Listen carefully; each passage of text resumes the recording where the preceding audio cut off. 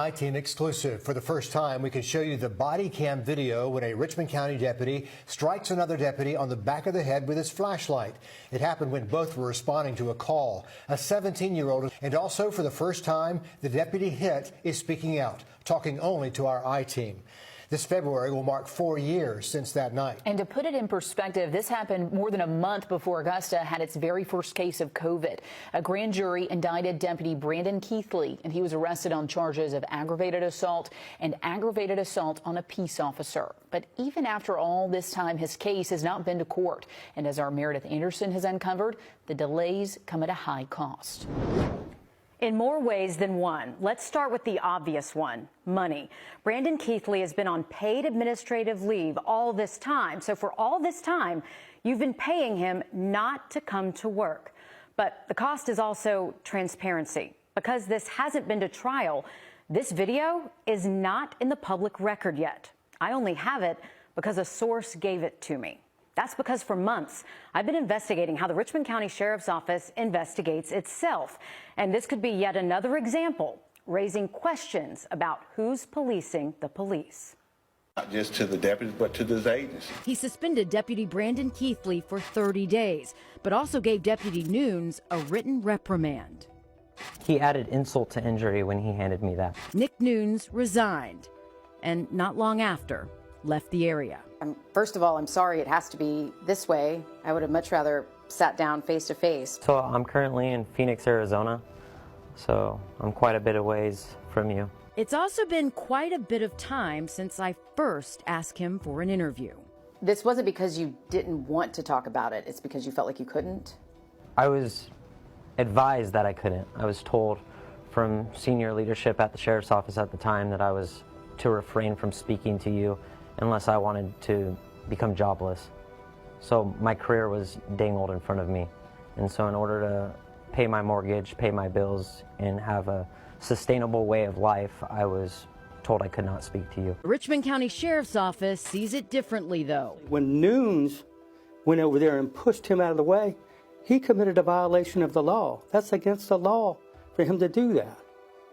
Chief Deputy Patrick Clayton points to a Georgia code that specifically outlines it's a crime to willfully resist or obstruct any emergency medical technician. He interfered with the service of an EMT, somebody that had better training than he had, that was conducting an assessment, and he decided he wanted to play Superman. Keithley's attorney, Jacques Hawk, tells the I-Team Nunes sees himself as some social media hero, interfering with Richmond County firefighters who were rendering aid in the past. Like Nunes, Keithley also has a military background. According to his personnel record, he was a military police officer in the Army.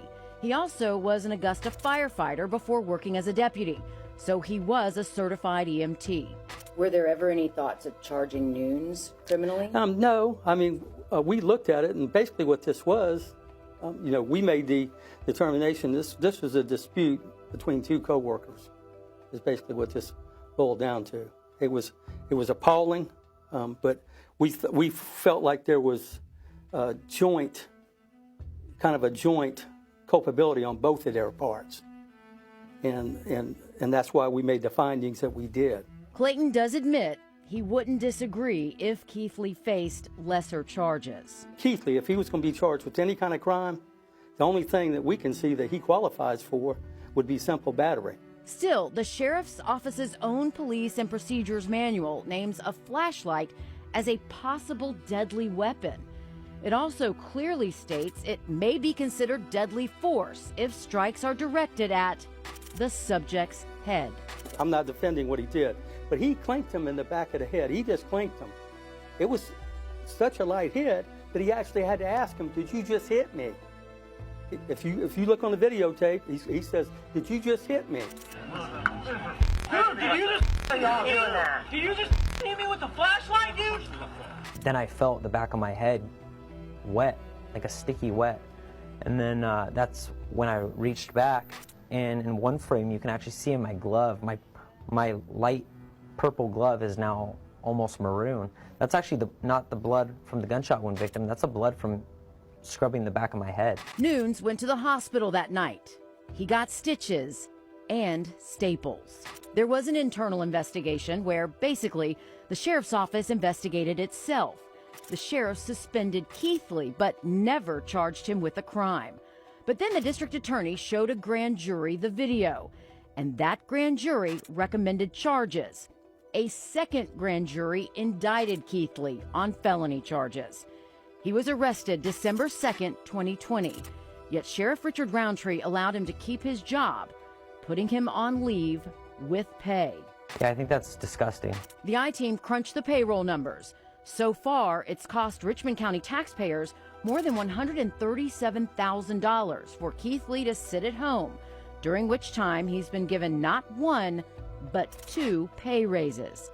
Meanwhile, his post-certification is suspended, meaning he has no arrest powers in the state of Georgia. So technically, taxpayers are paying him to be a deputy when he can't even legally be a deputy. The people deserve better, and I hope that they get better. As for this body cam video, now you can finally see for yourself what happened that night and decide what you think. Case stands now. Columbia County District Attorney Bobby Christine is handling it because Augusta District Attorney Jared Williams said he had a conflict of interest. Keithley's attorney, however, believes former DA Natalie Payne has a conflict as well.